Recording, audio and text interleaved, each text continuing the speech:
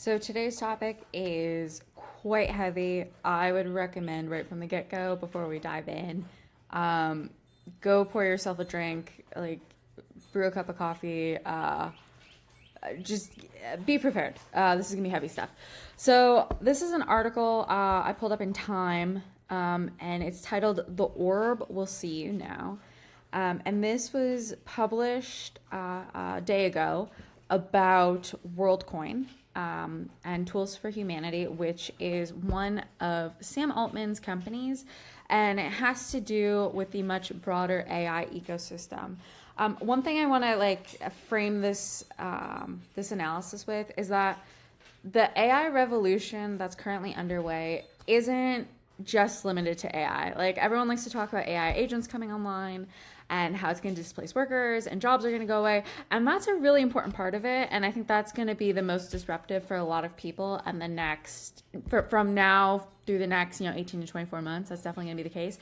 But that isn't the only thing that's happening. Within the entire AI revolution, there's other periphery revolutions that are happening. So things like robotics, things like autonomous driving, and in this case, blockchain, cryptocurrencies, the digital economy, as well as biomedical advances, and as we'll talk about with this,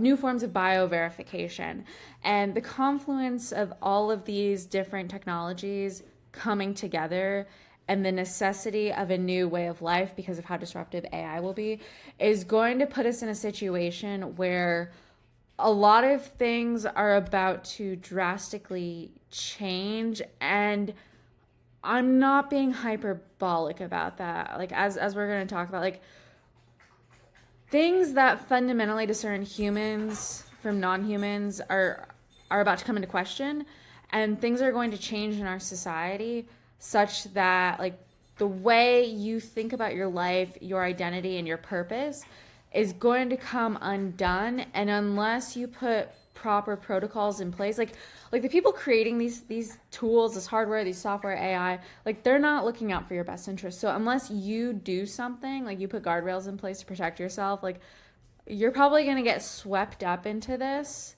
and not really understand the ramifications until it's too late. So kind of with all of that in mind, that this is a much broader revolution. It's not just AI. Like this is massively disruptive for a variety of reasons. Let's dive in. So Sam Altman has created a company called Tools for Humanity. And within that company, it's created a hardware and a hardware device that basically scans your iris. It creates a 12,800 digit binary number that's known as an iris code, and it's sent to an app on your phone. And this is connected to a cryptocurrency called Worldcoin. And in exchange for it, you get 42, however many Worldcoin that is equivalent to $42, and it's transferred to the digital wallet that's represented by the app on your phone. But basically, this is a new way to verify who's human, who's not. So in a crypto sense, or from a blockchain perspective, this is called proof of personhood. So you're basically using your iris to denote that you're a human, you're not robot, you're not AI. And so this is part of like a broader suite of companies that Sam Altman has been backing and has been behind. Because he believes that AI is going to change the world, and obviously, like he's one of the key players shaping it. Another big person who's in this space is obviously Elon Musk. They're competitors. Elon Musk was one of the co-founders of OpenAI. After him and Sam Altman had a few, they kind of split. So what you need to understand is that AI isn't just being created for these cool like ChatGPT, LLM, like chatbots. Like there's a whole suite of companies that are being created on top of this. And I think it was last week, Sam Altman and Johnny Ive from Apple announced IO, which is an AI hardware company that is coming under the OpenAI fold. So there's a hardware component to this, such that like we're not going to be interfacing with the internet in the way we think we do now. Like it's going to change. Like smartphones changed that in the 2000s, and now like AI and these new products are going to change it. I think like people thought virtual reality and like Apple Vision Pro was going to do that. Now I think people are moving more towards glasses or other like devices. But regardless, we're moving into like a hardware based internet world where we're going to start interfacing with this kind of stuff. And if you've been following what Elon Musk is doing with Tesla and Optimus, like there's going to be a humanoid robot element to this. So it's like kind of not far-fetched to require verification. And one of the things they talk about in this article is the reason that you need some sort of verification is because AI has become so advanced and human-like that you're no longer able to discern between like what you're hearing online and reading online, like what's coming from a real person and what's coming from a bot. Like most of the internet right now is kind of dead and it's run by bots. I'll link a video in the description. There's a YouTuber called Decoy Voice who actually shared a kind of disturbing video about this, where people who do street interviews, a lot of people have been creating AI street interviews. So if you're watching a street interview about, say, online dating or dating culture right now, and you have a dude interviewing chicks coming out of a bar about what they think of like men and masculinity and feminism, all this, like these hot topic issues, like it may or may not be real. Like the things you're watching on YouTube may or may not be real.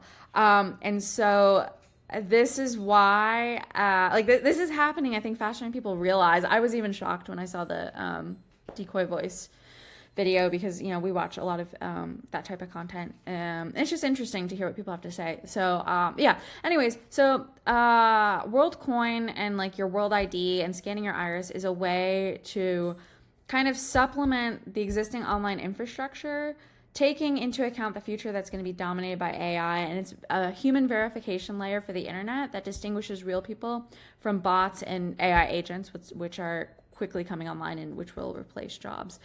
And as an incentive to get you to sign up for this, you're being issued Worldcoin, which is a cryptocurrency. And so part of this isn't just like, oh, let's verify ourselves and make sure like we're human. It's also, they're positioning this with the hope of it becoming the new foundation of a digitally native economy. And I think this is important. A lot of people have been like dismissing crypto in the last few years, and for good reason. Like there's been a lot of scams. Like Hawk2A Girl had her coin, and there's all these meme coins. I think Melania Trump launched a coin. Trump launched a coin. Like there's all these stupid cryptocurrencies. But in reality, you have to think how we manage money now. Like very few people use physical money anymore, and very few people are paying for things with cash. Like our financial system is in such bad shape. Most people are paying for things with credit or buy now, pay later as an intermediary until they get paid, and they're going into debt because of it. And so, like, it's not even that, like, okay, we're not using dollar bills anymore. We're using, you know, digital wallets or, like, plastic debit cards. Like, we're not even spending money in our bank accounts. We're using third-party credit through credit cards, buy now, pay laters, whatever. We're using these credit to pay for things. So we're not even paying for things with real money anymore. So it's not a far-fetched, out of the realm possibility for cryptocurrency to, you know, become more and more mainstream, because we're already not using real money to engage in the economy. So it makes sense for cryptocurrency to be the bedrock of the future, which also is why like some sort of digital verification system and some sort of like unique identifier will be needed, because right now you have all these different wallets based on, you know, I have a cold wallet that I store Bitcoin on. I've used MetaMask. Like I've had Algorand, which has its own wallet. I think Solana has its own wallet. Like all these different cryptocurrencies have different protocols. And so kind of like, if you remember, I don't even remember this. This was before my time, but like 8-track versus VHS, or I think there was like DVD versus Blu-ray, like all these different ways to consume visual media. Like they weren't compatible. Like you couldn't play like an 8-track into a VHS and vice versa. Like this is what's happening, is there's incompatibility. So you kind of need, it's ironic, but like in a decentralized system, you kind of need some sort of centralization in order for these platforms to be interoperable. And so this is kind of where we're going. So you're going to need there's the AI piece. I think we're all familiar with. There's the hardware piece that's being built and how we're going to interface with stuff, and then there's the financial piece and how we're going to like execute transactions and commercial exchanges. So all these things are happening all at once, and because new inorganic players are coming onto the scene, so AI, robots, etc., like you need a way to distinguish humans from non-humans, and so like it kind of seems like a dystopian reality, but this is kind of where we're heading. Okay, so one of the concerns that he talks about here is, interesting. So there's a significant risk that digital institutions will be unprepared for a time when AI-powered agents, including those leveraged by malicious actors, overwhelm other activity online. I think we could definitely see that happening. So that's, again, why we need some sort of digital verification. So the arrival of AI agents won't only threaten our ability to distinguish between authentic and AI content online, it will also challenge the internet's core business model, online advertising, which relies on assumptions that ads are being viewed by humans. The internet will change very drastically sometime in the next 12 to 24 months. That's what the Tools for Humanity CEO says. So basically, it's a zero-sum game. They have to succeed, otherwise, like, shit's gonna hit the fan. So there's a couple things here. So when I say, like, I think things, so I've written about Project AI 2027, which is a scenario put out by an organization that talks about AI and how it's gonna be disruptive. Like, here you have someone who's in the AI ecosystem and more focused on verification and infrastructure and hardware, kind of saying the same thing, that 12 to 24 month period is going to be mostly disruptive. So how I figure out like what to believe is I look for the intersections between unrelated pieces of data. So if I have someone who's like a software developer who's telling me that like AI agents are going to displace software developers in the next 12, 24 months, and I have someone who's creating a hardware verification company who says something similar, that leads me to believe like, okay, maybe there's something here. So a lot of people are giving this 12 to 24 month time frame right now. So that's why there's like a lot of urgency to start really paying attention to this, because I think they're not wrong. Like, obviously these are the people who are building it, so they're onto something. But one of the things that that this author touches on here, which I think is really important, is that it's going, okay, we're focused on like AI taking jobs. It's going to disrupt knowledge work as we know it. Like, I think 50% of knowledge workers are going to face some sort of exposure. And it's going to be everyone, right? It's going to be white collar workers, women, mid-level managers, programmers, investment bankers, like people who thought they were safe and in good jobs a decade ago are going to be like on the front end of exposure and disruption and job losses. So that's like a huge issue.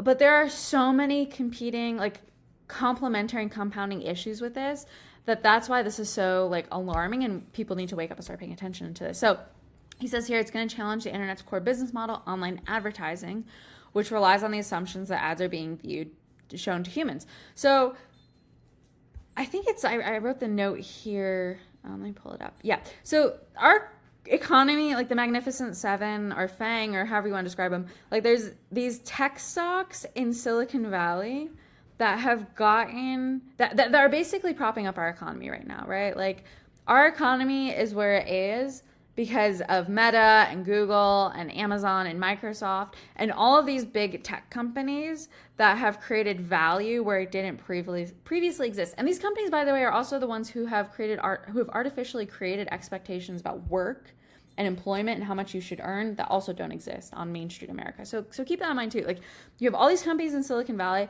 that have created a version of the world that now manifests in our economy, and now people have expectations about employment and investing based on these companies. So these companies are like the bedrock of our economy right now. Like in the same way, you know, steel was the bedrock of the American economy during like the industrial period in the late 19th century, early 20th century.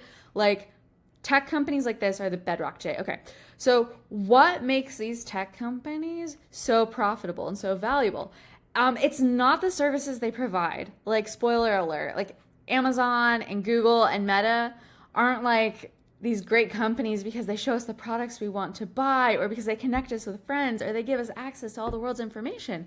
No, they've spent decades building tailored algorithms to harvest user data, and then put that data together, and then sell it to us, and sell it to advertisers, so then advertisers can get products in front of us with like pinpoint accuracy. So it's advertising that is the bedrock of the tech economy. It's not Google, right? And so I've the past couple of years, I used to work at the government. I used to be in the Department of Defense. Then I left, and I kind of was figuring out what I was going to do, and kind of stumbled into freelance writing. And so I've made most of my money over the past couple of years freelance writing. And a lot of the writing I've done is SEO articles, or search engine optimized articles. And a lot of the stuff I do, it's reviewing like financial products and investment strategies, and like it's all mostly personal finance stuff. But basically, like, I've been creating content for Google's search algorithm so that it shows that piece of content at the top of the search results, so that you, the reader, clicks on it, and then you're convinced to click a link, an affiliate link within that article, to use that product, right?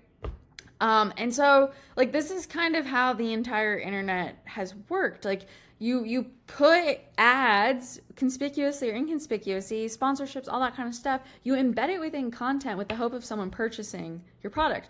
Well, what happens when most of the people, like, consuming digital content are no longer like human? Like, advertising drops. So on the one hand, like, as a freelance writer, like, over the last 18 months, I'll tell you right now, my income has dropped about 90%, right? So, like, I'm in the midst of all this disruption. Don't get me wrong. Like, I feel the pain. I am right there with you. I understand where this is going. This is why I'm pivoting and, like, creating this kind of content, because I think this is super important. People need to be aware of. But part of the reason why, like, the type of writing I've done has kind of dissipated is because, on the one hand, a lot of people have stopped using Google, or they're stopping at the AI snippet at the top. So a lot of people have stopped using Google. They're not clicking through to read. So ranking at number one on Google doesn't really matter anymore. A lot of people are also using ChatGPT now. And just yesterday I noticed, I knew this was coming with other ones, but I just noticed it yesterday. ChatGPT is starting to embed commerce and recommendations for products within their results. So it's here, right? Like, there's no need for SEO content anymore, because, like, anyone can get what they want in the search results on ChatGPT, right? But then, of course, so you have, like, bots, so you can't discern whether or not, like readership is legitimate. So why would advertisers pay for that?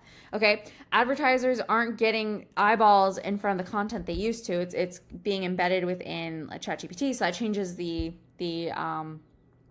advertising infrastructure. And then, like, people are going to be losing jobs because of AI, so they're not going to have discretionary income. They already don't. We're purchasing things on credit to purchase things. So the entire, like, internet business model, the internet's core business model, literally is coming undone. And we've built our entire economy around this. Everything in our economy is built around, like, advertising and selling products through the internet. Like, this is so disruptive. Like, so many people, and it's not even just like you might be thinking, okay, so if you, like, social media influencers are gonna, like, lose their jobs. Like, no, there are companies and marketing departments, and, like, everything is built around this premise, and, like, the products you have and you buy, and, like, yeah, disruption is good in some ways, but in the short term, it's gonna be really problematic. So this is really something to keep in mind, that this isn't just like, just like a bunch of chat bots who can, like, write an email for you. Like, this is so fundamentally disruptive to everything we think we know about how the world works, how we're supposed to make money, what we're supposed to do for work, and how our society basically functions, thanks to social media and stuff. Everything here is coming undone. So this is really important to pay attention to. Okay, I digress. Let's continue. So Tools for Humanity started rolling this out, its World ID and its orbs, in 2023. So you basically scan your eye into this device, and like I said, it gives you an ID, and then from there, like you're registered in the system, you get crypto, all that kind of stuff. Right now, up until now, they've been focused outside of the United States, and they have been giving people free crypto as an incentive to sign up for the platform. But now it looks like this is coming to the US. So, they're trying to get more and more people onto it. Okay, so another big thing, and I'm sorry if this is like kind of jumpy and back and forth. Like these articles, I'm not a trained journalist. I don't know why they write this way, but they're not like the way I would structure things. But that's neither here nor there. Okay, so once you get this, you scan your iris into this orb, and you get this new ID, this world ID. It's predicted that this will become a digital passport. So basically, if you don't have this, you won't be able to participate in the internet of the future. And in this case, they give the example of dating apps and government services. And so I think this is where we're going. I think this is inevitable, right? It makes sense. So government things are inefficient, right? Like everyone who's been to the DMV knows how much of a pain in the ass it is. Right. So think about right now. So right now, if you want to buy a home, get health insurance, insure your car, buy a car, go to the DMV, get a license, like the same data points have to be pulled about you, your address, your income, your FICO score, all this kind of stuff.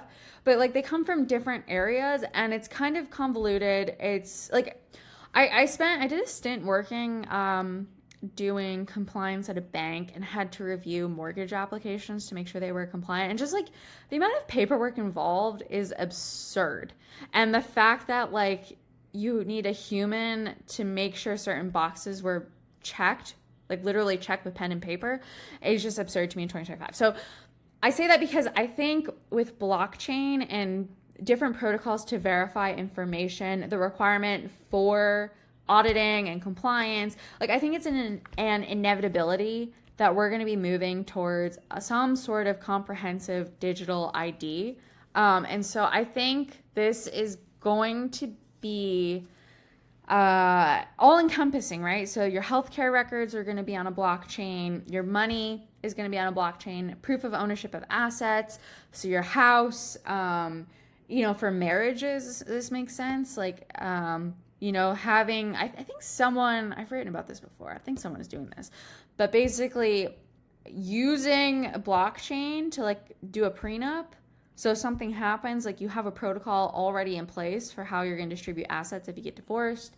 It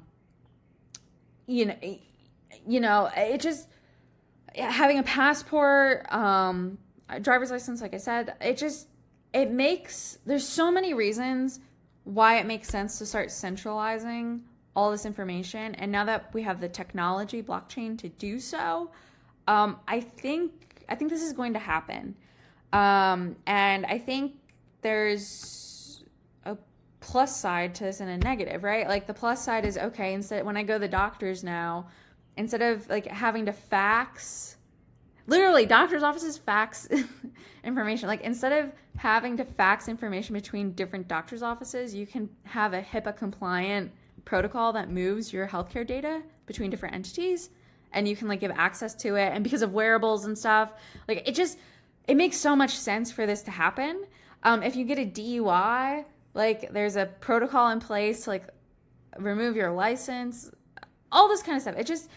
It makes so much sense. Like it's inevitable this is going to happen, but at the same time, like anyone who's paid attention to what's happening in China, watched Black Mirror, or has consumed any sort of sci-fi content, like you know where this is going, right? So centralization of an ID could lead to denial of services and limited participation in the economy.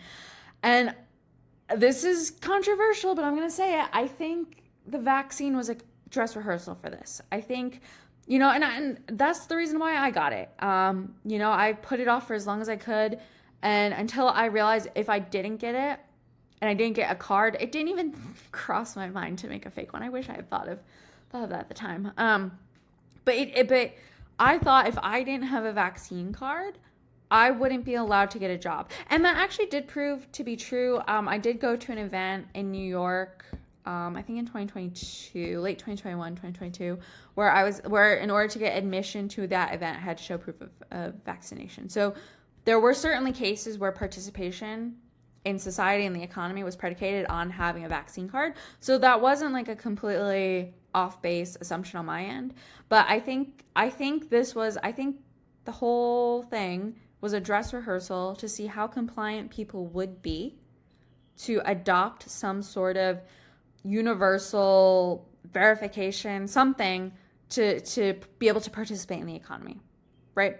So long as you have cash and people are accepting cash, you don't need any sort of verification to participate in the economy. Once that goes away, once we go cashless, once things go on the blockchain, centralization of identification, and then that identification is tied to access to government services, income taxes, that kind of stuff, I can definitely see a scenario where this could be used as a limiter. You either participate or you don't. With China's social credit score. And honestly, I've written about this. I've written about this with obesity because I think obesity is a huge problem. If a fat tax were to be implemented, it would make so much sense to have your BMI registered on a blockchain that the IRS then uses to collect tax, and that HHS uses to figure out if you are eligible for SNAP and Medicare and Medicaid. We need to be more efficient. This is the path we're going. For better or for worse, I think Doge is creating the foundation for this to happen. So there's no use in hooting and hollering about this is good or this is bad. This is what it is. So we need to start preparing for what's going to happen. And so the logic for having some sort of centralized digital passport or world ID is because of UBI. And so they think, a lot of the folks out in Silicon Valley, and this is honestly the most promising, if you can even use that word, not promising, the most prominent solution to job displacement from AI is universal basic intelligence or universal basic income. And so one of the easiest way to distribute UBI is through a human biometric verification cryptocurrency blockchain situation, like what they're building. And so, yeah, but obviously, like I said, this raises concerns. One person raised the issue about surveillance and privacy preserving. And, I don't know how privacy preserving this will be. So I wrote a piece back in 2023 about Worldcoin. So if you want to read it, I'll link it at the bottom. Let me see. Operator. Hold on. Okay. So one of the concerns I raised in here is that the people who are running these orbs could use it for a dual purpose. So before I dive into that, so basically, you can go on to world.org, you can become a world operator. So in much the same way that people purchased tools to mine for Bitcoin, and then miners, they're called miners, and then every time a transaction is verified in the blockchain, they earn a commission. People who own orbs can also earn a commission. So there's an incentive to register. There's a financial incentive to register people. You can go and apply and get an orb and operate it. Apparently, according to Binance, 33 million Worldcoins have been paid to orb operators. And so there's an incentive here. If this does take off and becomes the new foundation of our digital economy, people who have who are early adopters and have Worldcoin now will make a fortune later on. So there's an incentive to do this, so people are doing it. But one of the concerns I raised in this piece is that without sufficient regulations in place, orb operators could build dual purpose devices. So there's basically, and to my knowledge, someone please correct me if I'm wrong. I don't know like the ins and outs of this. I know the software is open source, but I don't know, like orbs are collecting your irises, and based on what the Time article says that we'll get into, you there's like a derivative data point for your iris. So like you can ask it you can ask OpenAI or Tools for Humanity to delete your data, but there's derivative data that they won't be able to delete, and I'm not quite sure how the ownership is transferred between like the orb device and the hardware and the software that runs on that device. So as of right now, again, this is all like super new technology, completely unregulated. We have no idea where this is going. Like there is no data governance onto how biometric data is being used. And honestly, this has come up very recently because of 23andMe, the genetic DNA testing company. They filed for bankruptcy, and that was the biggest questions. Like, okay, all these people like gave up their biometric data. Like, what's going to become of it? And I don't know if I think that there's been a buyer for it, but I don't think anyone has come to the anyone has answered that question. So if you have an answer to that, please let me know. But like basically, we don't know who has custody of your iris scan once it's used or once you scan it. And so there's obvious like questions here. If that's the one thing that's like tamper proof that proves you're human, like it's going to be a very valuable data point. I don't know that I want some like Joe Schmo in a coffee shop who's become an orb operator to have that data. And so this is a really good point. Like we don't know who's going to own that data. We don't know how it's going to be used. And like there's clearly an incentive for people to steal data. Like that's why there's all these security breaches all the time. So this is going to become a huge pool of information that bad actors, independent hackers, whoever, that they're going to want to get their hands on. So I think there's a lot of questions about this. And like, yeah, I don't trust random people with like, if anyone can become an orb operator, and I don't know how this information is being stored or managed, like, I don't know. Like, I'm very skeptical of this. Okay, so I've kind of said this before. Oh, okay. So this is the Altman. These are things Altman has said about his vision for what the world's going to look like. So smarter than human AI is inevitable, which means that you can't assume anything you read or see is going to be human created. He believes that cryptocurrency and other decentralized technologies will be a massive force for change in the world, and that scale is essential to any crypto network's value. So this is the guy running OpenAI. This is the guy who's like founding all of these companies. Like, keep this in mind. It's not just about like working more efficiently, despite like all the sound bites you might see on the news, if you see any at all, because I don't know who's covering this. But like cryptocurrency and the financial side of this actually plays a huge role in all of this. And so there's a huge financial incentive. Like I've written about this. I forget what it is, but it's a multi-trillion-dollar market. Like what took Facebook more than a decade to accomplish, OpenAI is going to accomplish in just a few years. Like the windfall of whoever bets on the right AI pony is going to be ginormous. Apparently right now, the total market value of Worldcoins in existence is about $1.2 billion.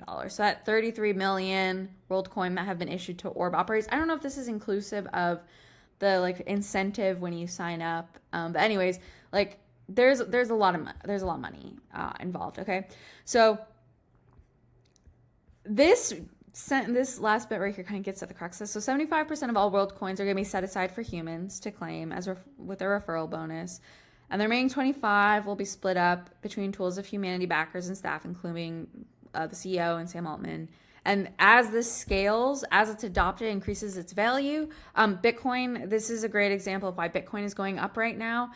It's because it's becoming more and more adopted, and it's becoming the bedrock of the digital economy. That's a whole separate conversation. But the reason why Bitcoin is going up, one of the reasons, is because of the scarcity of the protocol that's been put in place, but also because you have BlackRock and Fidelity and JP Morgan, all these big players who are now being like, okay, well, we're going to buy into this. So keep that in mind. Like the more, so if you scan everyone's eyeballs and there's an incentive to scan eyeballs, like you're going to create the scale you need to make this successful. But here's what the CEO says at the end. I'm really excited to make a lot of money. Okay, this is like what everyone's about. They're excited to make money and to be that person, but money doesn't matter. Money's about to become obsolete because we're not going to have like the consumer economy. Like, what do you do? What do you do with all this money? Okay, like say this is successful and this guy makes a ton of money. What's he going to do with it? Like there's a diminishing return on the types of cars you own, the number of cars you own, how big your house is.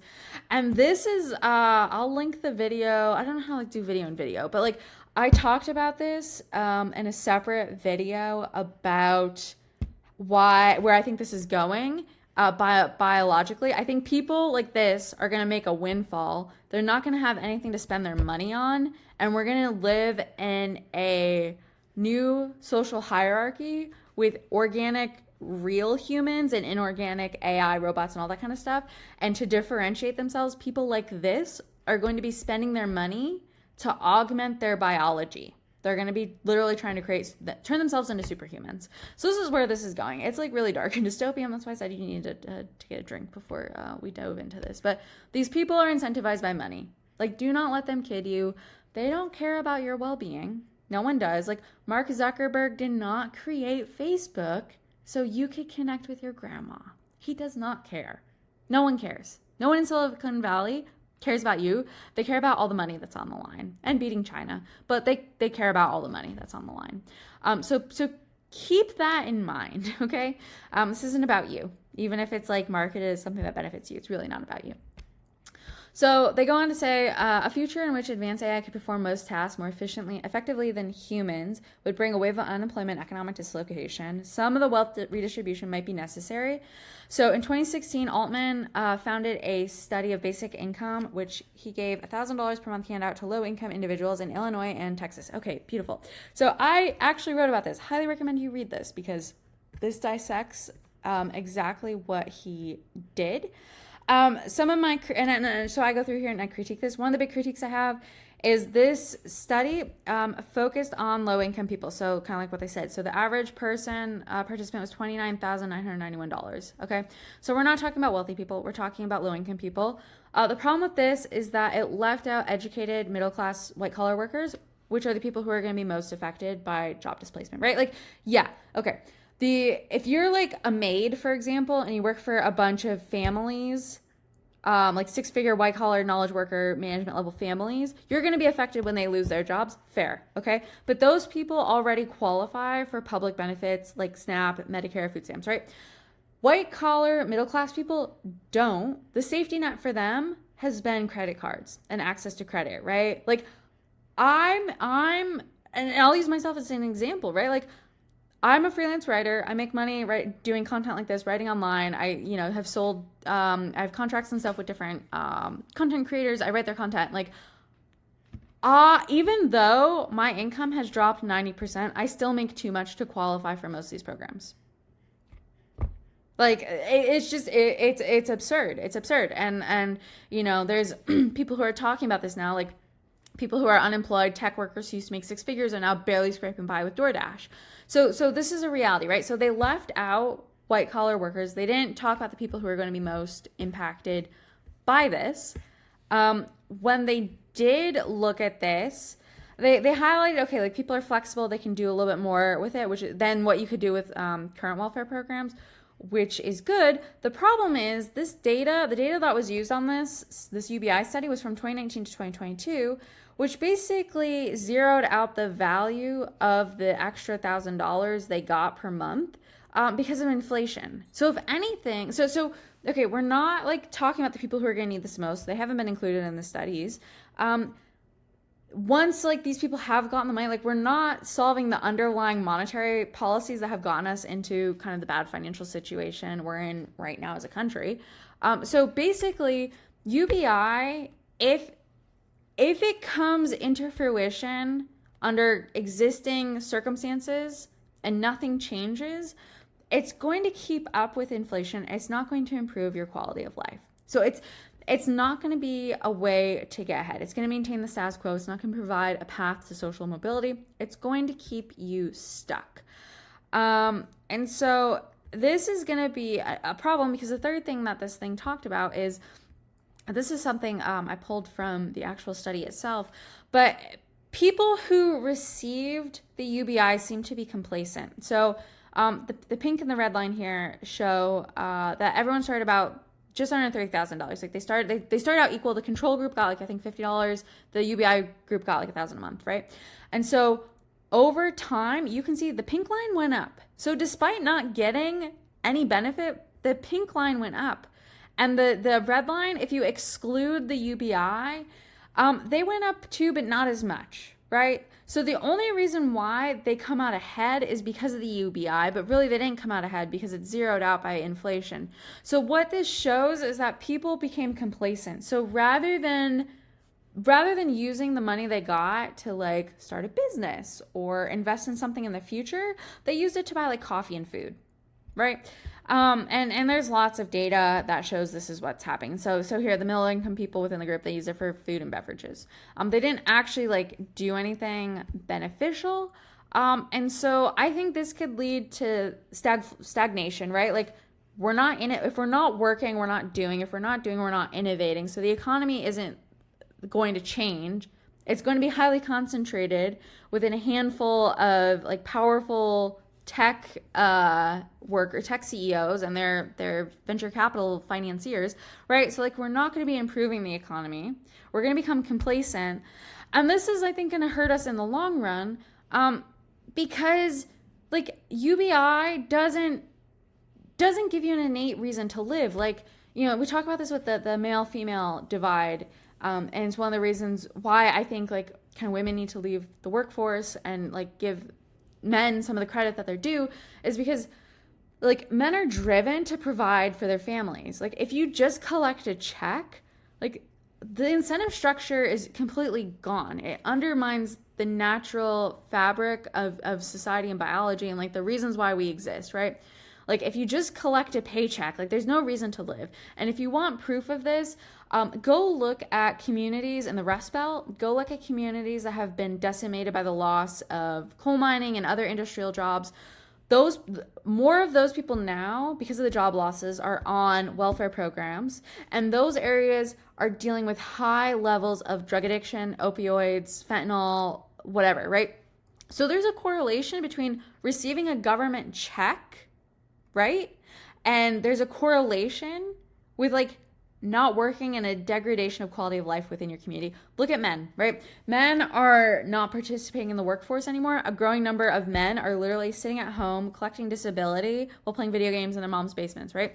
They're not moving anywhere in life. They're not creating families. They're not getting ahead.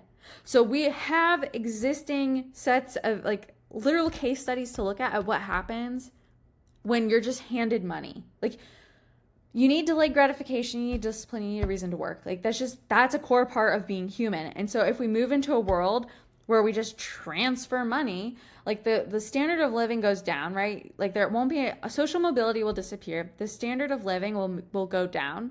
It'll be like, you know, very communist in nature, but you'll reduce the quality of life to the lowest common denominator. That common denominator won't help you get ahead. It's not something you'll be able to save. It'll just help you keep up with inflation because we're not solving that problem. And then your like psychological reason and your spiritual reason for existing is going to disappear. So I don't see any universe where UBI is a good thing. And I know people are advocating for it, but I think there's a lot more harm to it than good.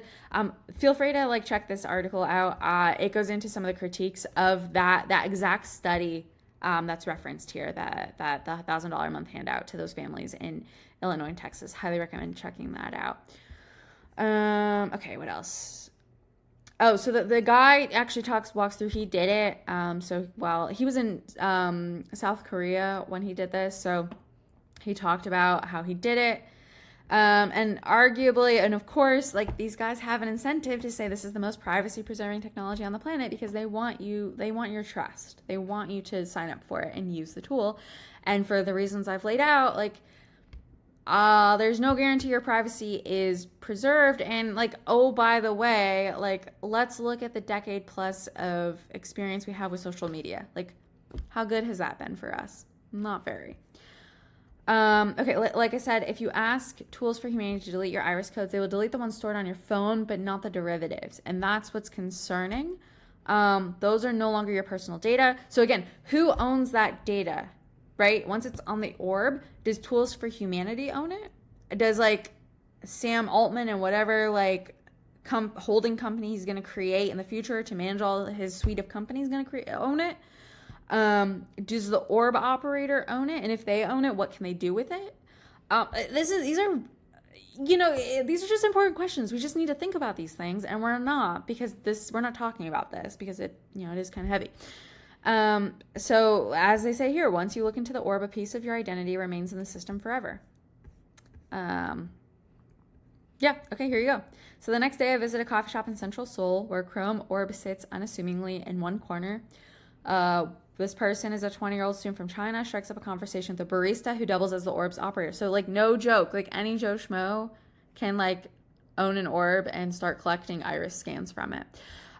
So this guy, this journalist, interviews, this whole thing is an interview with Sam Altman, right? So he asked him about, like, if it's going to be harder to trust each other and what that means. And he says, to my surprise, he rejects the framing. I'm much more about what is the good we can create rather than the bad we can stop, he says. It's not like, oh, we've got to avoid the bot overrun or whatever. It's just that we can do a lot of special things for humanity. And this is true, right? I do think once we get through this disruptive period, and if this does create all the wealth that it's supposed to, and it gets rid of all the bullshit jobs we're wasting our lives working, and like streamlines us, becomes more efficient, and AI doesn't go off the guardrails and start behaving on its own, which that's a whole separate conversation. But if things go to plan and things work out, I think this could issue in like a second renaissance, a second enlightenment, a golden age, right? Like if we can get through the next however many, decade or two, I do think like human flourishing could lie on the other side. So I'm not totally pessimistic. But I don't really trust these people who are in charge. And so one of the reasons and one of the things that isn't talked about with this is like, yes, it could do special things for humans and humanity. But within that, there's going to be collateral damage. And not everyone is going to benefit, right? Not everyone is going to come out ahead. Not everyone is going to win. And so right now, on the front end of this, it's like, okay, who's going to be the winner? Who's going to be the losers? Well, the people financing this, the people who are early adopters, they're going to be some of the big winners, right? Because they're the ones who are taking the most upfront risk. Those who have the time to study and learn how to use AI agents and chatbots. And so like, and I'm right there with you guys. Like, don't let me fool you. Like, I use ChatGPT a lot, but like I'm still kind of at an elementary level with it. Like I don't know how to code an AI agent, and frankly, I don't really care to, and I don't want to. Like that's not something I'm interested in doing. But I'm kind of in a precarious position as well because like in the hierarchy of skills, like I can't do what some other people can do, and so I'm less valuable in the economy. But basically, like a lot of us are already behind. I think the AI revolution really started in earnest when AlphaGo beat Lee Sedol in 2016. And so I got ChatGPT as soon as it came out. Like I understood right away when ChatGPT came out in 2022. I was like, oh my God, this is revolutionary. So I prioritized paying for it right up front because I knew it was going to have market share. And I knew if it had market share, it was going to be the front runner in new technology. And I didn't want a situation where they were going to cap who had access to it. So that's why I pay for it. And I think it's important to pay for it or at least be on the front end of new features. But I say all this because there's a stratification that's already emerging, right? Like I don't know what's happening in Silicon Valley, right? Like I can posit all this stuff, but they're years ahead of us. Like the things that are being created now aren't going to be made public for another 6 months, 12 months, whatever, right?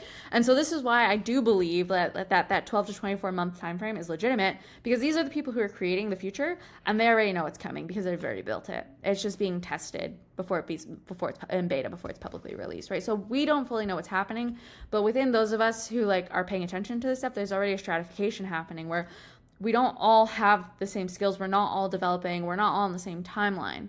And so, yeah, like people are going to benefit, but not everyone. And it's not going to be equitable. And that's something I talk about in this piece, which I would recommend. I would recommend reading both of these. But they believe that they're going to have an equitable, this new cryptocurrency ecosystem they're building based on biometric verification is going to lead to equitable participation in the global economy. But it's not. And obviously, kind of some of the stuff I alluded to before, if this World ID does become like a centralized hub for identification, you can encode it with all sorts of things, geofencing, your FICO score, BMI, like all this data to give you what you're allowed to do and what you're not allowed to do, basically.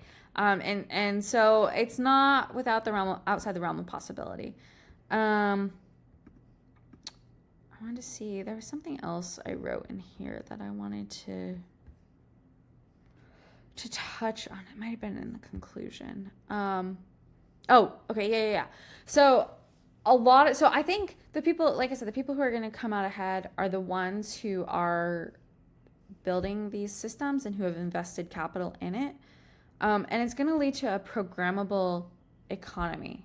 However whatever that looks like, I don't think we're going to have a consumer economy for much longer. It's going to be attention, so consumptive of information and data and entertainment, but it's going to be highly programmable in efficiency. And again, this makes sense. Like AI is designed for efficiency, so it's going to be programmed. It's going to be centralized control of the economy. So what communists failed to do with industrialization, maybe there will be success for the AI overlords with being like developing a centrally managed economy, right? But there's going to be it's going to be two-tiered. And so those who are able to program it are going to be programming it in their favor. And those of us who don't know what's going on, aren't prepared, don't have the skills, don't have desirable traits. There's going to be, a component to that in this as well. Like don't have a high enough IQ, don't have a good enough credit score, don't have, the right BMI.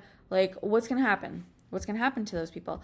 And so I think these are like things we really need to start talking about. It's not going to benefit everyone equitably. But what else? Okay. Oh, yeah. Okay. So, Altman says it's to kind of assuage people's fears is that it's going to be built on a protocol that's going to be decentralized, and like people who participate in Worldcoin are going to be owners of it. But again, like for whom, right? Like if you don't, let's use Bitcoin. Like if you don't understand how Bitcoin works, you don't own Bitcoin, you don't know what a cold wallet is, you buy a Bitcoin backed product from BlackRock, you don't own Bitcoin, BlackRock does, right? Like if you own, the further you are removed from this technology, the less privacy, the less control, and the less power you will have, unless you'll benefit financially from it, right? So either you know how to use it or you don't. So yeah, like maybe this will prevent power from being concentrated within the hands of a few executives or investors, but power is still going to be concentrated within the hands of the people who understand this technology and know how to use it. So it's not going to be it's not going to be equitable, right? It's not going to be, people aren't going to benefit equally from it. And say what you will, like decentralization only works for the people who know how to use it and the people who are participating in it. If the vast majority of people aren't participating in this, they're not going to benefit from it. So that's kind of, that is what it is.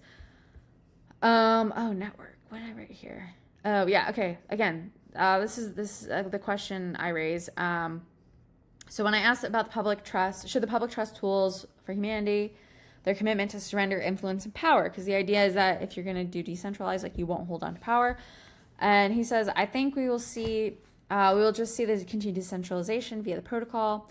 The value here is going to live in the network, and the network will be owned by and governed by a lot of people. Again, what's a lot of people? Like look at the American politics right now. Like not even half, I don't even know what the number is, but like a fraction of the people who are eligible to vote actually vote. So like a minority of people is choosing how everyone else is governed. And then within that minority, there's a super ultra minority of like wealthy people who are pumping money into the system. And their influence is what's actually shaping electoral outcomes, right? That's why they all hate Trump, because he like upended that system and people actually voted for him against like the influence and the money that all the wealthy have put into the system. So again, what is a lot? Who benefits? How many people? And we're on the front end. Are you going to benefit? Am I going to benefit? What does that look like? And is it an actual benefit, right? If we lose our reason for existing and we like, okay, so we're no longer cogs at 9-to-5 offices, but are we going to become cogs in like an attention economy? Is that a quality life? Like, these are deep philosophical questions that people need to start asking, and they aren't.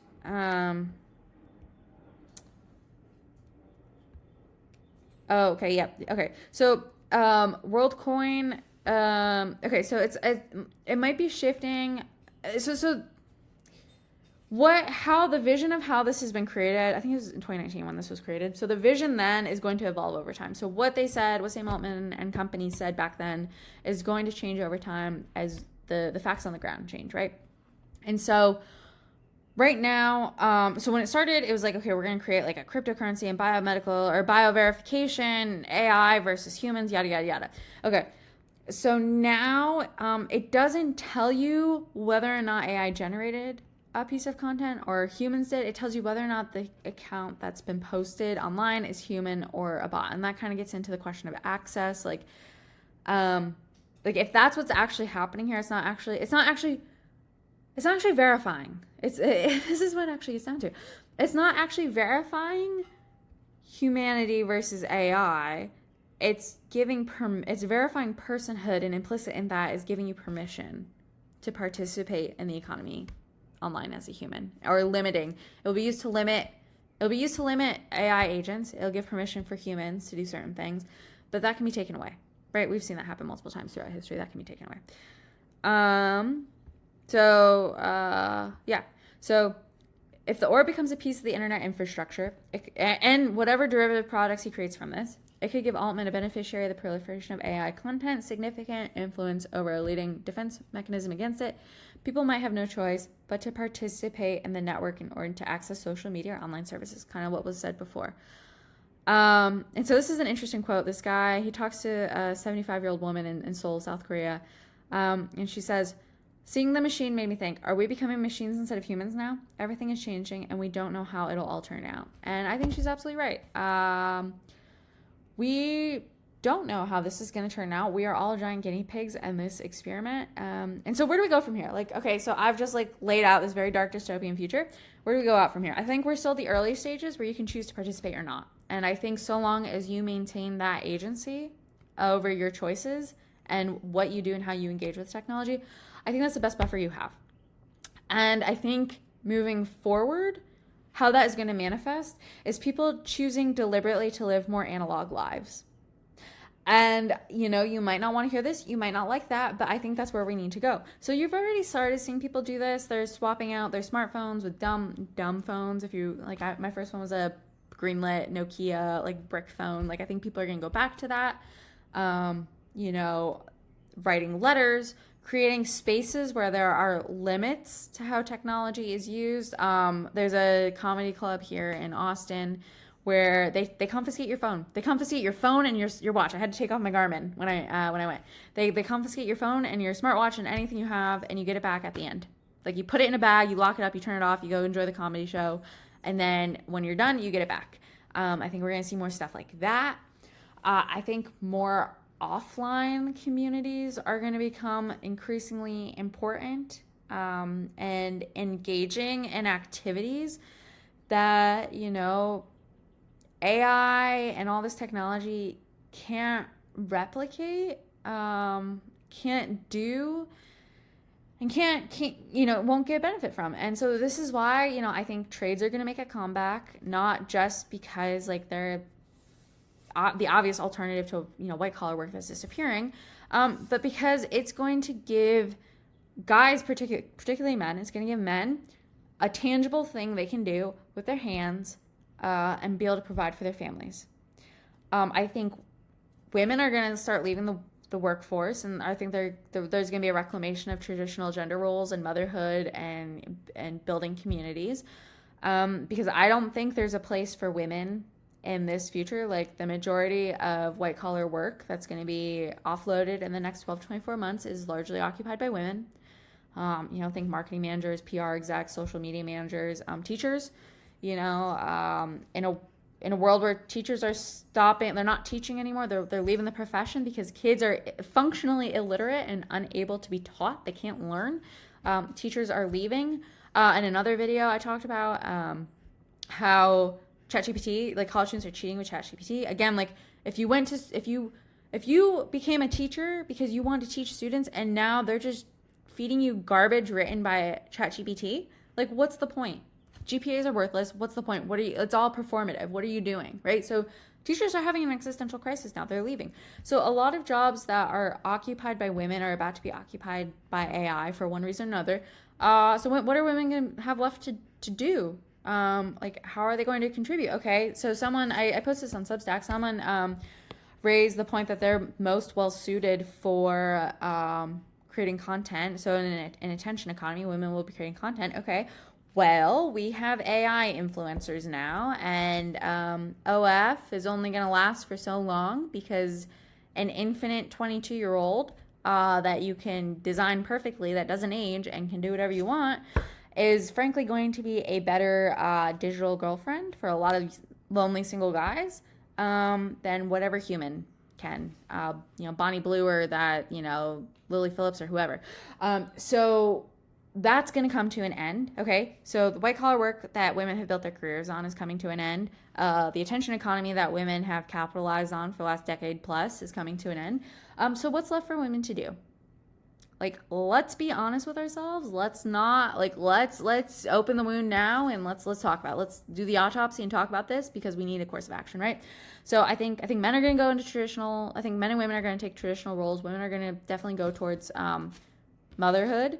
And I think that's a way also to protect children. Like, I'm not going to send children into a school system that everyone gets, Chromebooks and AIs and, all the crazy stuff that's happening. Like, I can definitely see a world where there's going to be a lot more emphasis on community building. I don't know how that looks. I think Main Street is going to have a resurgence. I think, young people are going to be pushed out of cities. They've become too unaffordable. And so people are going to crave land for themselves, a stake for themselves, equity for themselves. And so I think we're going to see a divergence between, like, the tech forward people and the tech hesitant people. And the tech hesitant people are going to put buffers in place to protect themselves, to protect their humanity, to protect their dignity. And I see this is where this is going. And I think if this orb thing takes off and starts gaining traction in the United States, it's now come here. So it's going to be popping up in cities soon. I think this is going to be a line in the sand for a lot of people. Either you do it or you don't. And I think there's a lot of, there's reasons too, if you want to be an early adopter. There's a lot of reasons not to. And so it's up to you. I think it's up to you as an individual. It's up to individual families to decide, like, where do you want to be? Like, what does your future look like next year? What does your future look like 5 years from now? Like, where do you want to be? Do you want to be receiving UBI? Do you want a digital passport that determines how you can participate in the world and in communities? If your entire existence is on Reddit boards and you can only participate on Reddit if you have World ID, like, is that a trade-off you're willing to make? These are questions that I think everyone needs to start asking themselves. If you don't ask yourself, then yes, you will become a machine instead of a human, because you will be fed into this system. And so that's where this is at. This was a really dark topic. I've gotten feedback on Substack that I write about dark, depressing things, and this made my stomach turn, honestly, like, researching this. And even, like, some of the stuff I wrote a couple years ago, I forgot I had written it, and it was a little disconcerting to, like, read my own thoughts again. Because because Worldcoin hasn't been in the news, so I honestly forgot I had even written about it. Yeah, so do some deep thinking. Think about this. If you found any value in this at all and you made it all the way to the end, please like subscribe. This is kind of what I'm doing full time now. So please like subscribe, like this, drop in the comments. Let me know what you think. And you can find more of my work over at Tomorrow Today on Substack. Okay. Go do something fun now, because that was a lot, and I'll see you in the next video.